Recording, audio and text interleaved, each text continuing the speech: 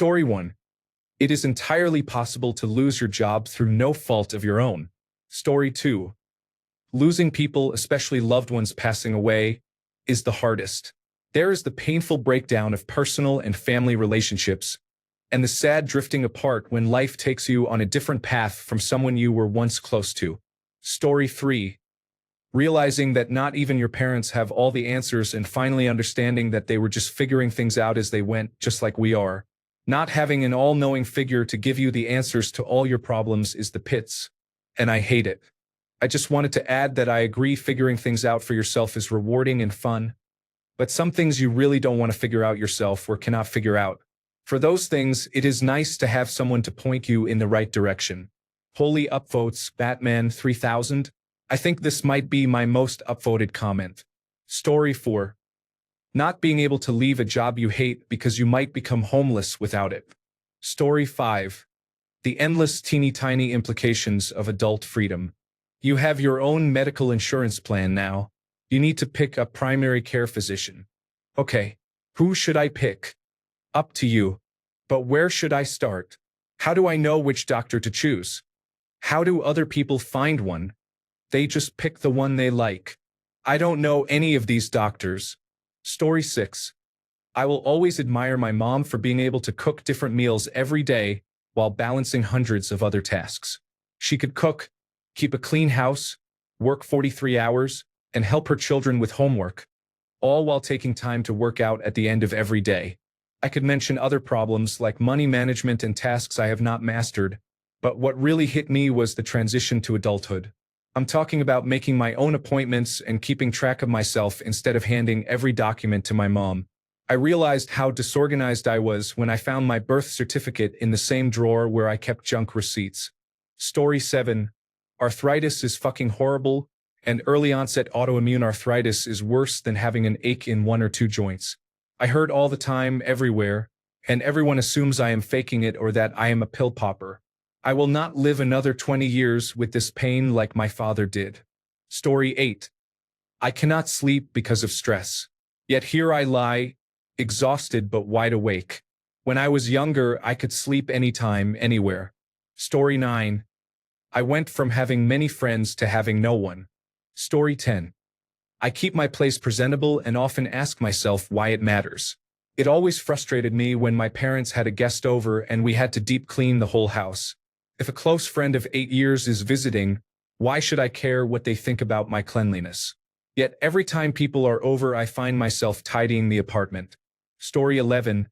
I worked all through high school. My only bill was the gas for my car. 30 hours a week at the minimum wage went a long way for shopping sprees and nail salons when I had no other expenses. I developed nasty spending habits, not the appreciation for a hard-earned dollar my parents had hoped for. I am not in crippling debt, but sometimes having to spend money on groceries or utilities depresses me more than it should. Story 12. A constant, obsessive feeling that I am running out of time to enjoy life, even though I am only in my 20s. Story 13. Having others rely on me as an emotional ballast is overwhelming. I can barely stay sane myself, let alone carry the sanity of another person. Story 14. I lack time for myself. Life is all work. Housework, yard work, childcare, bills, email, and phone calls. Story 15. Falling in love at an older age and watching life pass by so quickly. I wish I had met her 30 years ago. Story 16. I lost my wife of 35 years. There is no way to prepare for or to describe that loss. Story 17. Sustaining motivation to fulfill my responsibilities, such as earning income and securing shelter. Story 18.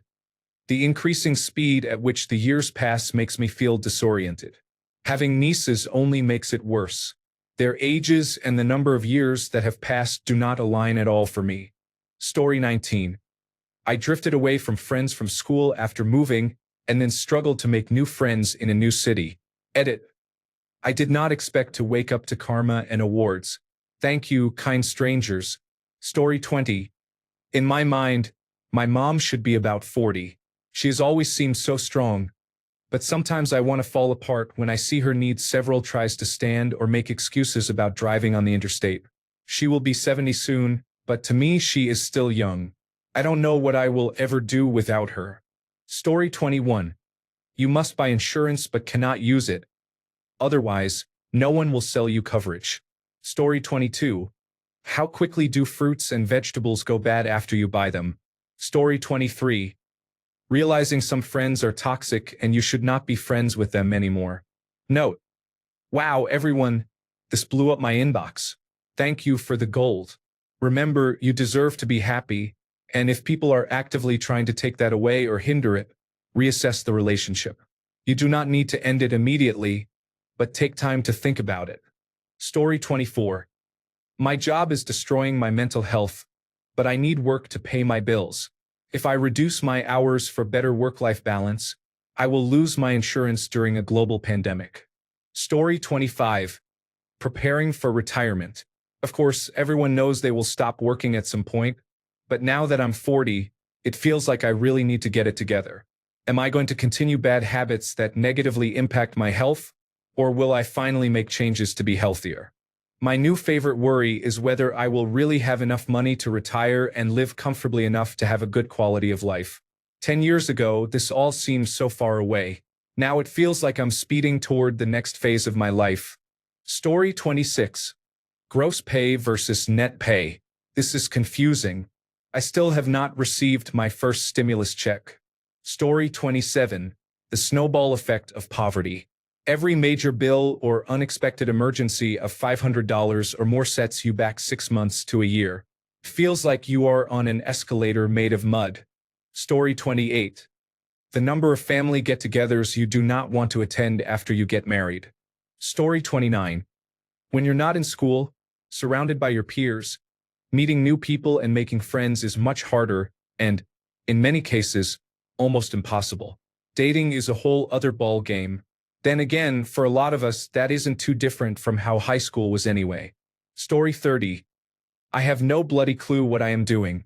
I surely do not feel like an adult. Being single and childless at 30 does not help. Most days I feel like a kid playing dress-up. I was not expecting that. Story 31. Having to be the one who made the call on an ailing elderly pet. In the middle of coronavirus disease 2019, I could not even be in the fucking room for it. I am sure it is nothing compared to what people with loved ones who have passed are going through, but fuck, man, that sucked. Story 32. I am a woman. I have random chin hairs. They appeared in my late 30s. I feel betrayed. Story 33. People, both your parents and your children, rely on you. You become the filling in a responsibility sandwich, and the weight of it can be crushing at times. Story 34. Crippling loneliness and romantic rejection. My heart feels dead and I feel empty inside. Story 35. Medical issues and the costs associated with them.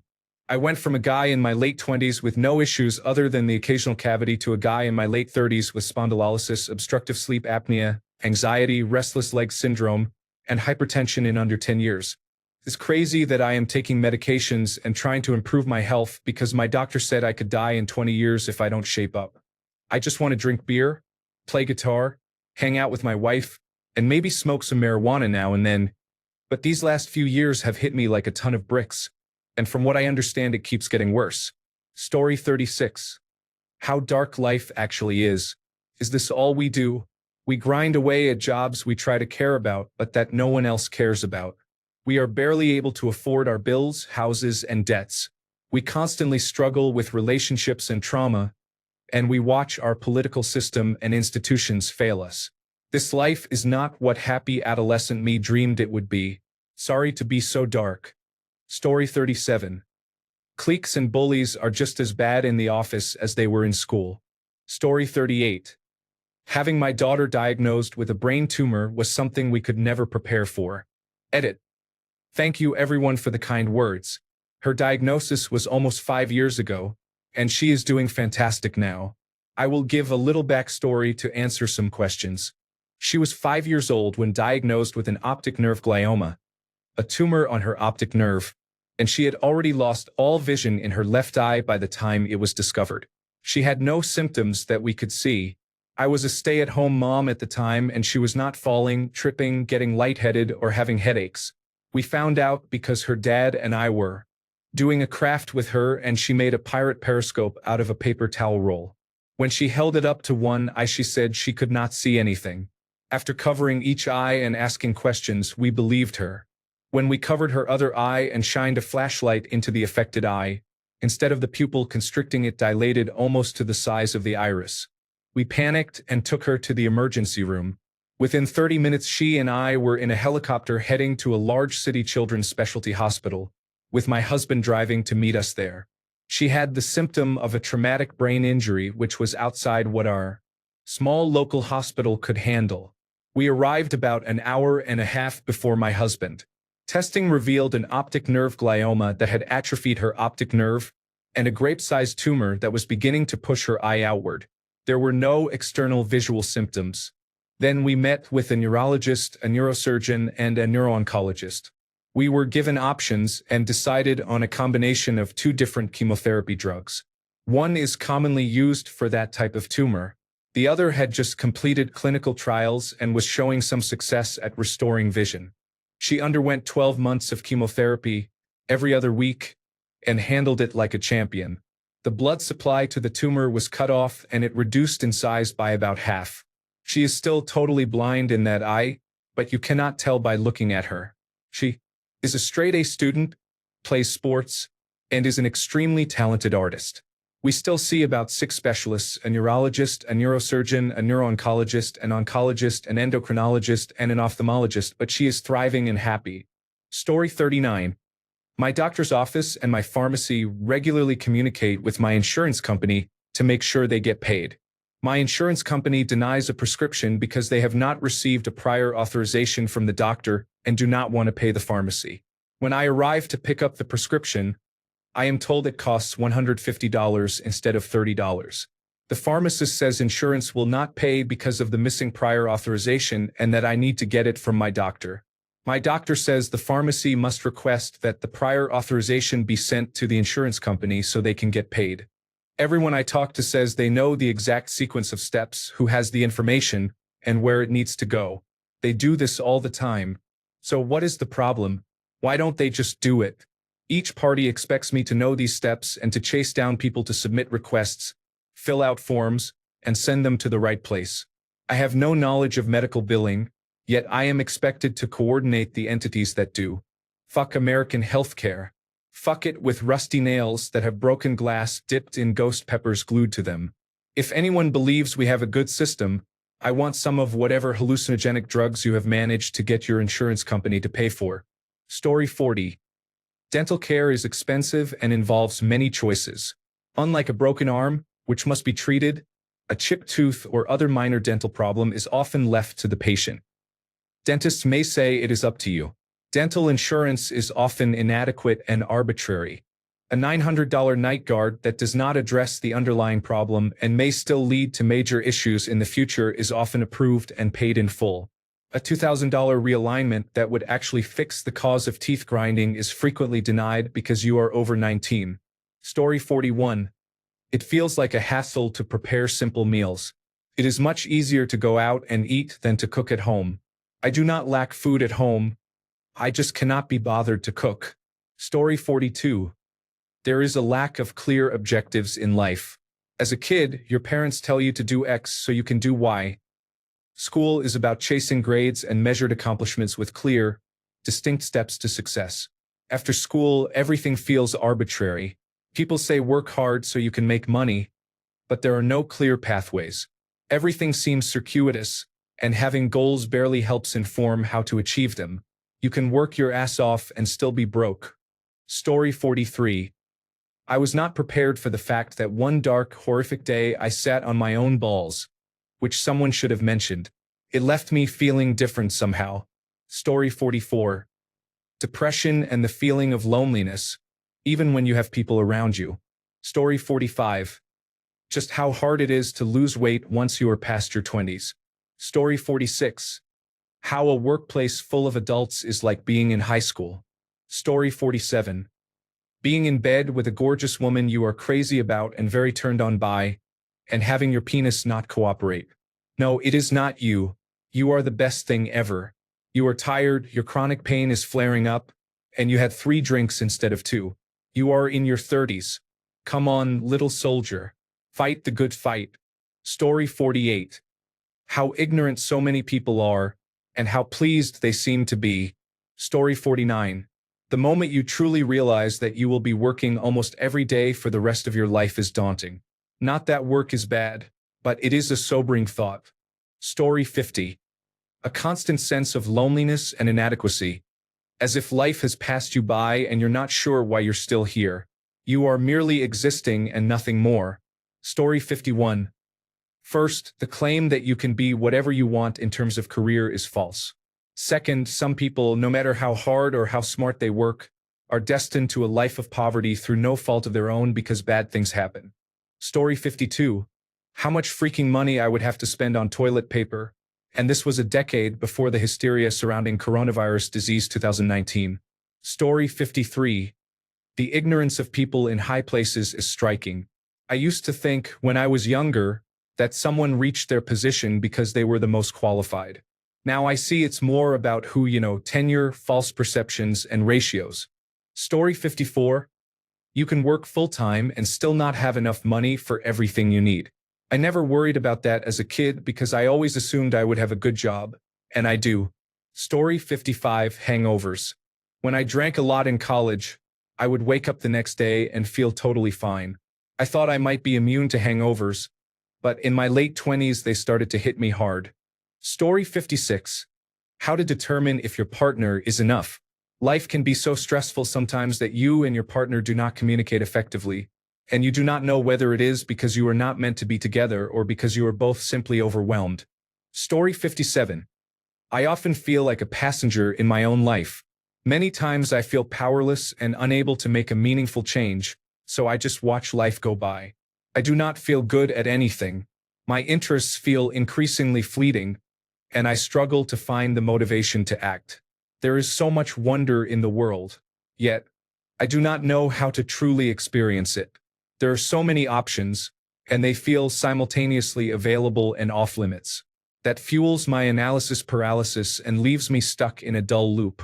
In summary, this is about dealing with depression as an adult and realizing it does not simply disappear on its own. Story 58. Basically, just being alive. No joke. I never planned on living this long. Update. I am 24 now, 5 years beyond what I thought would be my end. I am sorry that many of you feel the same way about yourselves. I hope you find peace or a reason to live, however small. Meanwhile, plan as if you will live until age 70 so you are not left without options. Stay safe. I love you all. Story 59. If you are lucky enough to land a nice 9-to-5, 40-hour-per-week job to support a family, you have anywhere from 5 to 10 minutes a day to yourself, usually on the toilet, for any kind of leisure that does not cost money. Story 60. I am holding back from murdering my neighbors on a daily basis. Story 61. Finishing urinating only to zip up and have another 20 drops come out. Story 62. Loneliness and social isolation. A society with less human contact each year. Story 63. Buying cheese. Why is it so expensive? I will not get the floppy kind. Story 64.